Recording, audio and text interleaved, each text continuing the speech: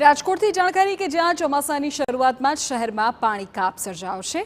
આવતીકાલે અને શનિવારે 6 વોર્ડમાં પાણી કાપ રહેશે। આવતીકાલે વોર્ડ નંબર 11 અને 12માં પાણી નહીં આવે। શનિવારે વોર્ડ નંબર 7, 14, 17 અને 18માં પાણી કાપ રહેશે। આવતીકાલે અંબિકા ટાઉનશીપ, પુનીત પાર્ક, આકાર હાઇટ્સ સહિતના વિસ્તારોમાં પાણી વિતરણ નહીં થાય।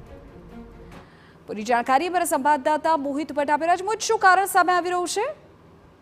વિધિ, રાજકોટમાં જો પાણી પૂરું પાડતા જો મુખ્ય સ્ત્રોતની વાત કરવામાં આવે તો આજી, ન્યારી અને ભાદર ડેમ, આ 3 ડેમમાંથી રાજકોટ વાસીઓને પાણી છે તે પૂરું પાડવામાં આવે છે। જો કે ભાદર ડેમમાંથી જે રીબડા નું જે સબસ્ટેશન છે ત્યાંથી જે પાણી વિતરણ છે તે કરવામાં આવે છે। તે પાણી વિતરણની લાઈન છે તે ખૂબ જ જૂની લાઈન છે અને તેમાં લીકેજના પ્રશ્નો છે તે આવી રહ્યા છે અને તેને સમારકામ માટે શુક્રવાર અને શનિવાર એમ 2 દિવસ પાણી કાપ છે તે રાખવામાં આવ્યું છે। જો શુક્રવારે વાત કરવામાં આવે તો વોર્ડ નંબર 11 અને 12માં પાણી કાપ રહેશે, જેમાં અંબિકા ટાઉનશીપ, પુનીત પાર્ક, આકાર હાઇટ સહિતના વિસ્તારોમાં પાણી વિતરણ છે તે નહીં થાય। આ ઉપરાંત જો શનિવારની વાત કરવામાં તો શનિવારે વોર્ડ નંબર 7, 14, 17, 18 એટલે કે ટેબર road, Bhaktinagar station plot, Vijay plot, Lohanagar, Vaniyavadi, Gayatrinagar, Shramjivi society, Hasanwadi, Gujarat housing board સહિતના જે વિસ્તારો છે ત્યાં પાણી વિતરણ નહીં થાય। લોકોને કોઈ અગવડતા ન થાય તે માટે રાજકોટ મહાનગરપાલિકા દ્વારા અગાઉથી જ